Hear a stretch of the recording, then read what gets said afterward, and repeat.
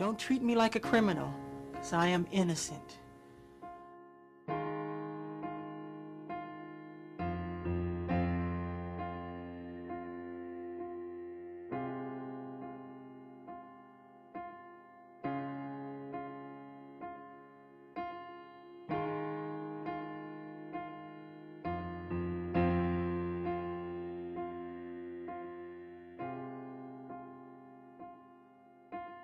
And it was changed specifically because of the 1993-94 Michael Jackson investigation.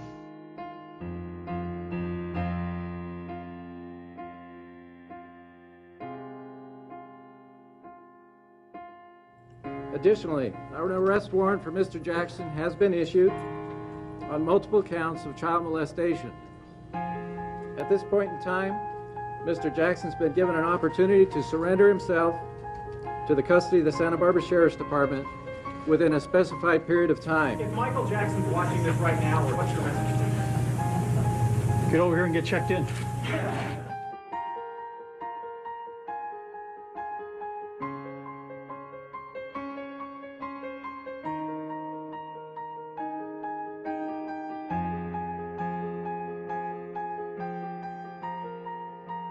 Jackson himself, I believe, has said that this was all done to try to ruin his new CD that was coming out, or whatever it is he's doing. Like, the sheriff and I really are into that kind of music. But 12:05 today, Michael Jackson was taken into custody.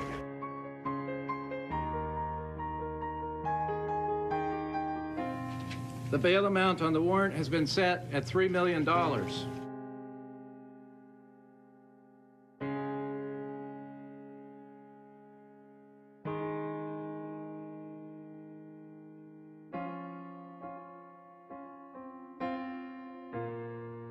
Mr. Jackson has been booked into the county jail. He has since been released.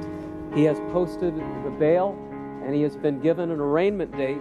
What was going through your mind when you're taken into a police station in handcuffs to have a mugshot taken that you know is going to be shown around the world?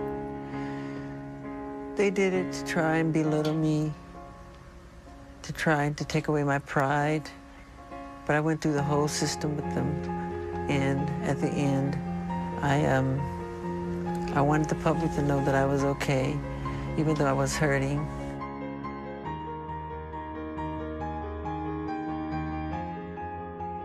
Prosecution was like a train that left the station. It was not going to slow down. Once they decided to charge Michael Jackson, it almost appeared as if they were going to do whatever it took to make sure this thing got to trial and that they got a conviction.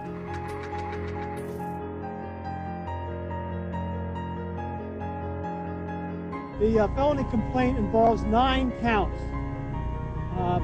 7 counts of 288A in violation of California Penal Code, commonly known as child molestation, and 2 counts in violation of Penal Code Section 222 that involves administering an intoxicating liquor to a child for the purpose of committing a felony.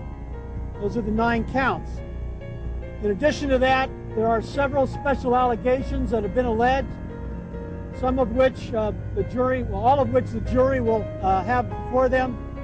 And the findings could make Mr. Jackson ineligible for probation and could substantially affect the amount of time that he would spend incarcerated if the findings are found true.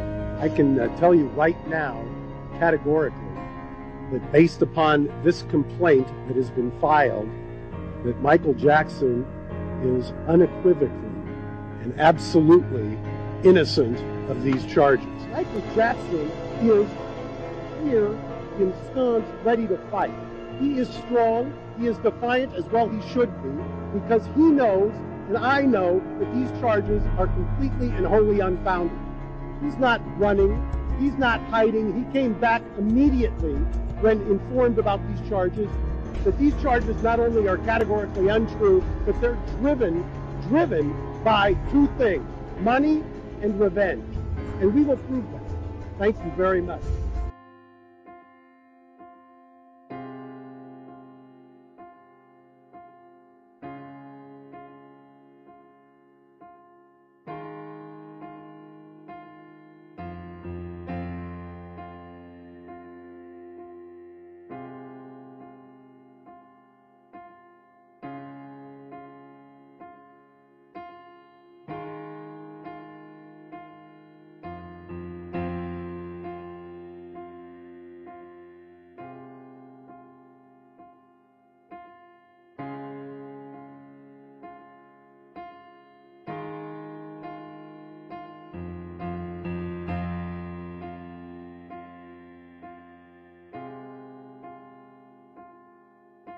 Some of the female jurors brought that up when we were talking about it.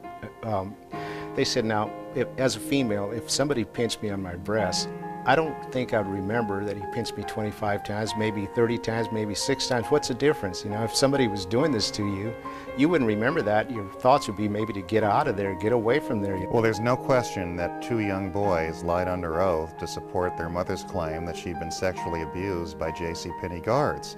But there are many other things that we brought forward. She was arrested, brought to the police station. We obtained the booking information where she said she didn't have any need for medical attention, didn't have any injuries. We also obtained the booking photos where you didn't see a bruise on her body or a hair out of place. Subsequently, her lawyer filed a lawsuit against JCPenney and with photographs showing bruises all over her body.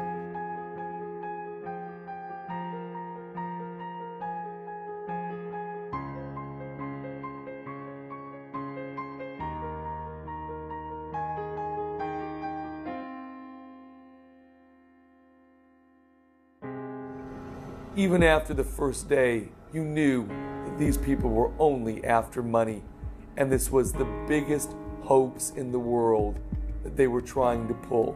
They put witnesses on the stand to testify under oath to things that never happened, to things that were completely exaggerated and untrue. I personally believe this Janet Arvizo was provoked by someone. Janet Arvizo is a sick woman, but she has a track history of shaking people down. The more I looked at a history of welfare fraud, the more I looked at their hustling celebrities to try and get money, the more I put this package together, I have to say I was quite surprised that the prosecutors pinned their hopes on these people. Sitting in court, listening at all these people lie, people he's been good to, and all of that, he said he couldn't believe that they were telling all these lies on him. These people must have been paid off to do a lot of this stuff. I warned him about this family. I warned him about that mother. That mother, I read from a mile away. She had an agenda from day one.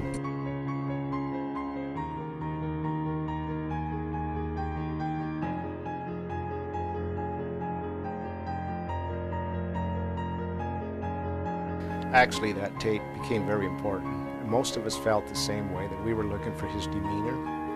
How was his body? Was he moving around a lot? Was he nervous? Was he anxious? And he didn't seem to come across someone that had been molested. He just looked like someone that was just having fun, like being at a video arcade or something. He didn't seem nervous at all. And we felt that the police were trying to get him to say things that they wanted him to say so they could have that recorded.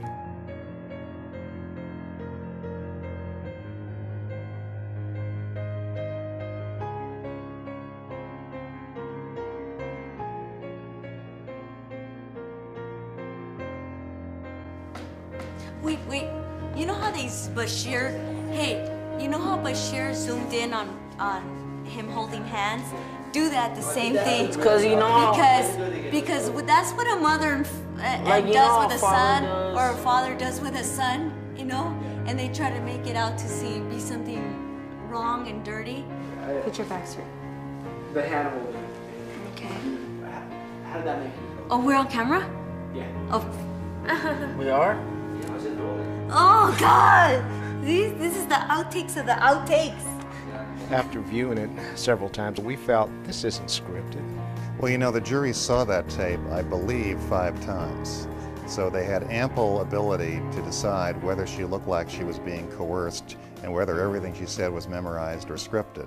And I think the verdict speaks for itself. Where are those people when I needed him, when I needed them?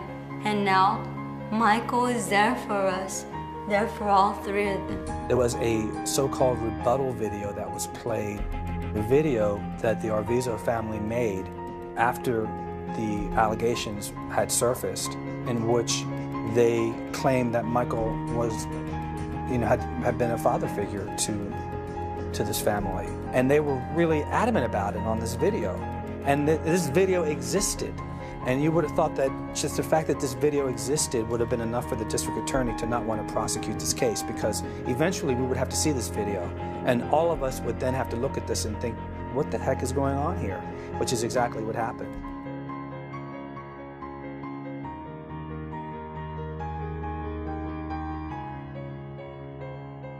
There was a lynch mob mentality in Santa Maria that extended not only to the police and to the district attorney, but maybe to the media as well. And I remember when we were standing in line to get our press credentials, one of the reporters, a woman who's a very popular reporter in America, pulled herself out of the line. And she said, "Is there anybody standing in this line besides J. Randy Taraborelli who does not believe that Michael Jackson is guilty?" What had upset me is they were reporting everything that was said about Michael, but they wasn't reporting anything in his defense. It looked like a feeding frenzy to me. The media were just out to see the world's greatest known celebrity fall to destruction. That's where they thought their ratings in the future would come from, and for me it was really a disgrace. During the trial, Diane Dimond was the worst person in the world. Nice to meet you. Nice. Your hands are very cold. I didn't say what you thought I said. Did you get my message? I don't understand how these people can run out and lie. They don't even get a chance to find out the truth. The accuser himself is going to testify that a lot of the time he was drunk, frankly, just drunk. 12 and 13 years old, a recovering cancer patient with only one kidney, but drinking a lot of alcohol. And he told the grand jury that there were just things he didn't remember. He seemed to remember 3 other instances of abuse, but he couldn't really pull it out of his head. He said it was like a dream.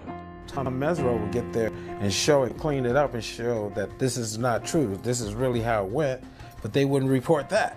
And that went on for months. When we finally got to see what was being alleged, it just seemed so ridiculous and so far-fetched that I remember one reporter from CNN came over to me after the day that the mother testified, Janet Arvizo, and he said, "I feel so used."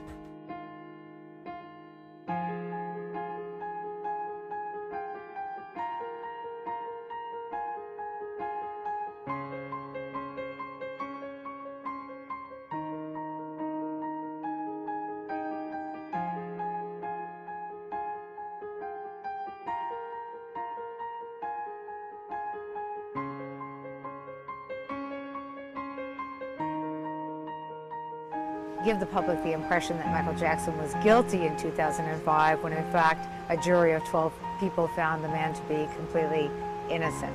You know, the interest of the media in slanting any story is very simple. It's ratings, and we as a public feed that. We are very interested in anybody's dirt, anybody's dirty laundry.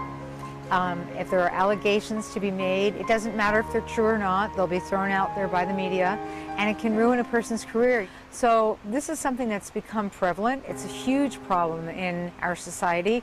We do listen to media reports as if they're gospel. In fact, media reports are not gospel. In fact, they are very much driven by a rating system that includes what can we report that is dirty and gritty and nasty. And that's what happened to Michael Jackson in the 2005 trial, and nobody bothered to correct it when the man was exonerated 14 times in a Santa Maria courthouse.